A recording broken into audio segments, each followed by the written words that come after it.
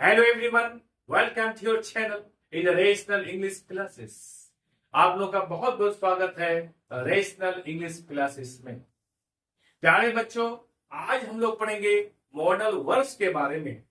Modal verbs किसे कहते हैं, इसका कैसे प्रयोग किया जाता है, मॉडल वर्ब्स कितने हैं।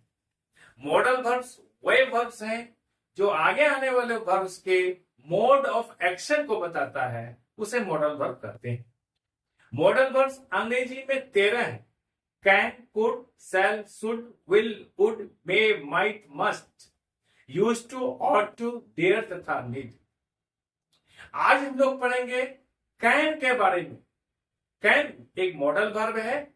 इसके बाद सदा वर्ब वन का प्रयोग होता है। That's all. याद रखिएगा, कैन नॉट जब लिखेंगे हम लोग तो CANNOT, कैन नॉट। हम लोग इसी तरह से कैन यहां पर और नॉट यहां पर नहीं लिखेंगे, ये गलत है, एक साथ लिखेंगे। दूसरी बात, आप जो उच्चारण करते हैं क्या बोलते हैं, CAN, बच्चे बोलते हैं कैन। प्यारे बच्चों, इस पर ध्यान दीजिएगा, सही सही उच्चारण पर ध्यान दीजिएगा। CAN कभी भी केन नहीं होता है, लेकिन अधिकतर बच्चे केन ही प्रोनाउंस करते हैं, उच्चारण करते हैं। तो उसका सही उच्चारण क्या होगा, देखिए यहां पर आयकार लगा दीजिए, यहां पर कैन, CAN, कैन का उच्चारण होगा कैन। केन नहीं बोलेगा, आई कैन गो नहीं बोलेगा, आई कैन गो। थोड़ा सा स्लाइट है, I can go, I can write letter. इस तरह का आप लोग कैन का प्रयोग किया था, कैन नहीं कीजिए, कैन। That's all. अब हम लोग कुछ सेंटेंसेस को लेते हैं। हम लिखते हैं कैन का प्रयोग, CAN, कैन। इसको कभी भी कैन नहीं बोलेगा, कैन, कैन का प्रयोग। इसका प्रयोग करने के पहले हम लोग कुछ सेंटेंसेस को लेते हैं। क्या सेंटेंस को लेते हैं? नंबर 1 क्या लेते हैं हम लोग? I can swim, I can swim. He can climb, CLIMB, on a tree। दूसरा कंसेप्ट को हम लोग समझने के देंगे, हम क्या लेंगे हम लोग कि कैन यू कम हियर या minute please. Can you come here a minute please.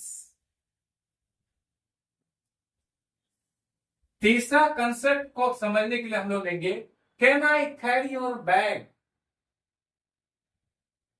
Can I carry your bag. चौथा कंसेप्ट को समझने के लिए हम लोग लेते हैं क्या, can it be true, can it be true. पांचवा कंसेप्ट को हम लोग समझने के लिए लेते हैं क्या,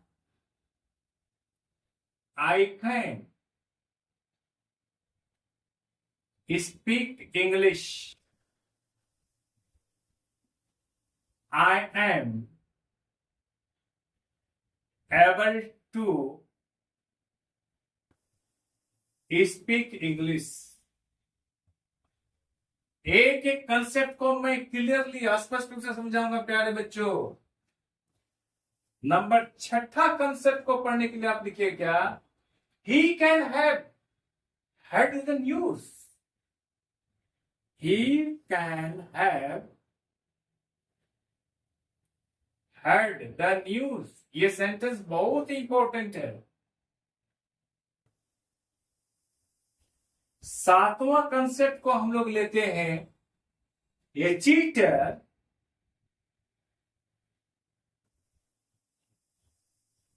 कैन डिसीव एनीवन। हम लोग 8वां कंसेप्ट को लेते हैं, क्या करने का, यू कैन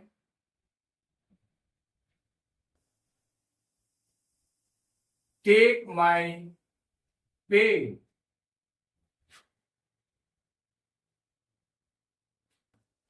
9वां कंसेप्ट को हम लेते हैं जो बहुत ही इंपॉर्टेंट है, आई कैन स्विम।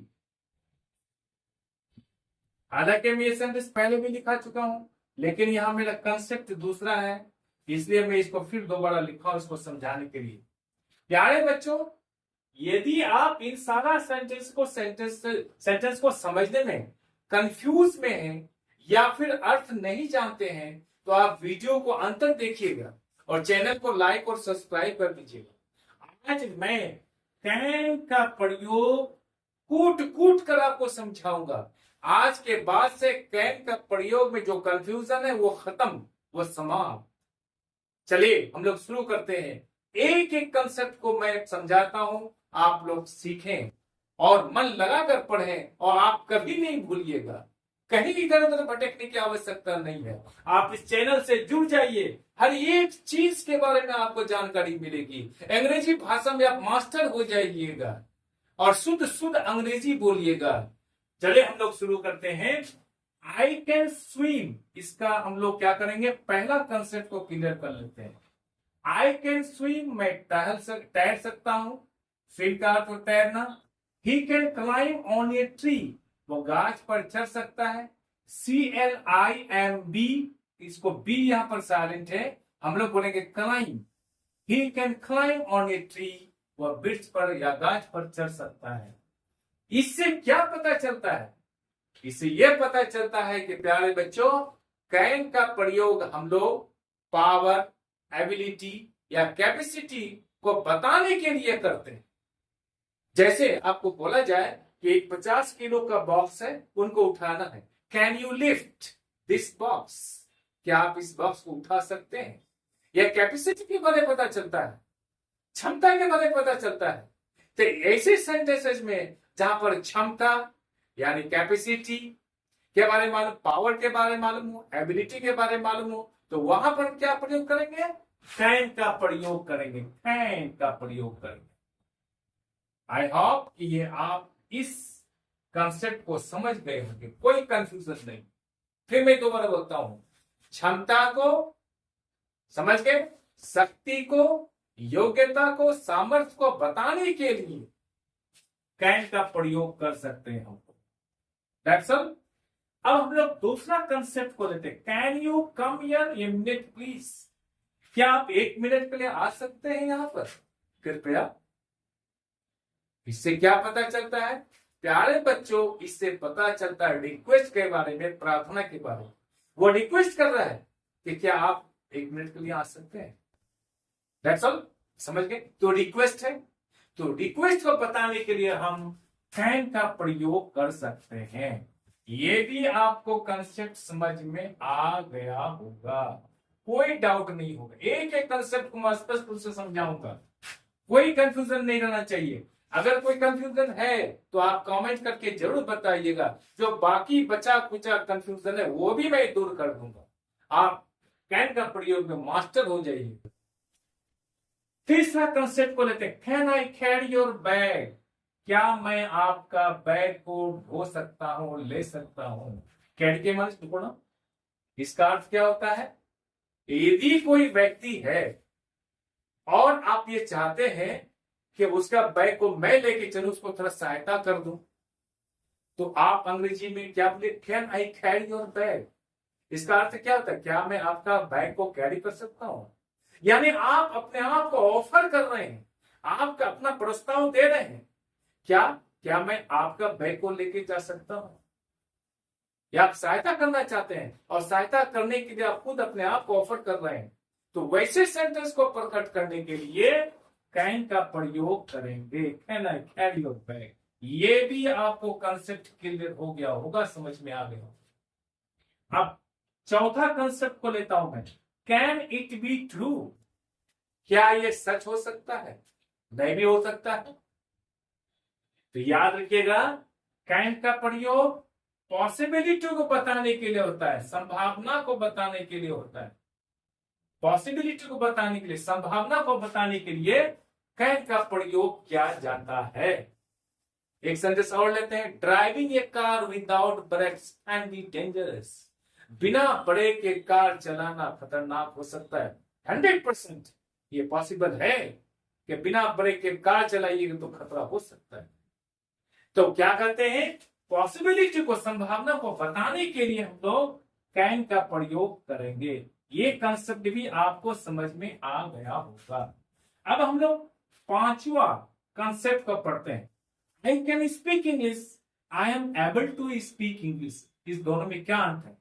अर्थ दोनों का प्रयोग में अर्थ ये है कि आई कैन स्पीक इंग्लिश, ये क्या करता है, प्रेजेंट टाइम में आई कैन स्पीक की जगह पर हम क्या बोल सकते हैं, I am able to speak English, मैं इंग्लिश बोलने के योग्य हूं। इसका अर्थ होता है आई कैन स्पीक इंग्लिश, मैं इंग्लिश बोल सकता हूं। ये प्रेजेंट टाइम में केवल बताता है। That's all. ये भी कंसेप्ट आपको समझ में आ गया होगा। छठा कंसेप्ट बहुत ही इंपॉर्टेंट है। क्या इंपॉर्टेंट है? He can have heard the news. या कैन हैव है या हर्ड है। हियर का पास्ट पार्टिसिपल हर्ड होता है, पास्ट टेंस भी हर्ड होता है। देखिए पैटर्न क्या है, कैन हैव प्लस वर्ब 3, ये पास्ट पार्टिसिपल हो। जहां भी इस तरह का सेंटेंस आए, कैन हैव प्लस वर्ब 3 यानी पास्ट पार्टिसिपल का प्रयोग हो, इससे यह पता चलता है कि पास्ट टाइम के बारे में पता चलता है, पास्ट टाइम के बारे में। और यह पता चलता है कि काम हुआ है कि नहीं, अनसर्टेनिटी, अनिश्चितता, संभावना बनी भी रहती है, काम हुआ कि नहीं हो, ये क्लियर नहीं। तो वैसे सेंटेंस को प्रकट करने के लिए हम लोग कैन हैव प्लस वर्ब 3 का प्रयोग कर सकते हैं। जैसे छठा कंसेप्ट में क्या बोलते हैं हम लोग, he can have heard the news, वो न्यूज को, समाचार को सुना होगा, मैं भी सुना होगा। या क्या कह रहा है, it is possible, it is possible, it is possible, ये क्या कर रहा है, ये संभव हो सकता है। But not certain that, but not certain that he heard the news। प्यारे बच्चों, यहां क्या कह रहा है, इट इज पॉसिबल, ये संभव है, नहीं भी हो सकता है। दैट बट नॉट सर्टेन, लेकिन निश्चित नहीं है। That he had heard the news, कि उसने न्यूज को सुना, ये सर्टेन नहीं है, अनिश्चित है। तो वैसे सेंटेंसेस को जहां पर अनिश्चितता हो, पास्ट टाइम में अनसर्टेनिटी हो, तो वैसे सेंटेंस को लिखने के लिए हम क्या करेंगे, कैन हैव प्लस वर्ब 3 का प्रयोग करेंगे। जैसे he can have heard the news, वो न्यूज को सुना होगा, सो नहीं भी सुन सकता है। मेरे ख्याल से अब ये कंसेप्ट आप समझ गए होंगे। जहां भी कैन हैव प्लस वर्ब 3 आएगा तो पास्ट टाइम के बारे में पता चलता है तथा अनसर्टेनिटी के बारे में पता चलता है। क्लियर? अब हम लोग अगला कंसेप्ट लेते हैं। यह चीटर कैन डिसीव एनीवन। यह चीटर में ठग, बेईमान, झूठा, कैन माने सकना, डिसीव के माने क्या होता है, धोखा देना। एनीवन किसी को, किसी व्यक्ति को। ये चीटर कैन डिसीव एनीवन। इस सेंटेंस से क्या पता चलता है? इस सेंटेंस से यह पता चलता है नेचर या हैबिट के बारे में पता चलता है। नेचर या हैबिट, क्या हैबिट है? ये चीटर का हैबिट है, किसी को भी धोखा दे सकता है। उदाहरण के लिए हम लगते हैं, एक बिच्छू है, अगर जहां छोड़ दीजिएगा, सबसे पहला उनका काम है डंक मारना। उनका नेचर है, उनका हैबिट है, जहां बिच्छू जाएगा वह डंक मारेगा। तो ये स्कॉर्पियन कैन स्टिंग। ठीक उसी तरह से ये चीटर कैन डिसीव एनीवन। एक चीटर किसी को भी ठग सकता है, धोखा दे सकता है। तो यहाँ हम लोग चीटर को यानी नेचर या हैबिट को बताने के लिए कैन का प्रयोग करेंगे। इसलिए ये चीटर कैन डिसीव एनीवन, एक ठग, बेईमान किसी भी धोखा दे सकता है। नेक्स्ट कंसेप्ट को, आठवां कंसेप्ट को, you can take my pen. आप मेरा कलम को ले सकते हैं। इसका क्या अर्थ होता है? प्यारे बच्चों, कैन का प्रयोग हम लोग परमिशन के लिए भी प्रयोग कर सकते हैं। परमिशन लेने के लिए भी और देने के लिए भी। यहाँ का क्या कर रहा है? You can take my pen.